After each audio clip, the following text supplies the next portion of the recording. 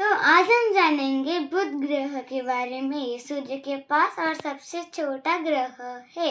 ये दिन में बहुत गर्म होता है और रात में बहुत ठंडा। चलो जानते हैं इसके मजेदार तथ्य। बुध ग्रह 28 दिन में सूर्य की एक परिक्रमा करता है। हम बुध ग्रह पर खड़े रहे, जो संभव ही नहीं है, तो सूर्य हमें बहुत बड़ा दिखेगा। वहाँ पे हवा नहीं है और आकाश आपको बहुत काला दिखेगा। बुध ग्रह पे कोई मौसम नहीं है, बुध ग्रह पे कोई चांद नहीं है, इसलिए उधर के दिन बहुत बड़े हैं। अगर आप वहाँ पे गए तो आपका वजन कम हो सकता है, क्योंकि वहाँ पे ग्रेविटी नहीं है। बुध ग्रह के बारे में मजेदार बातें।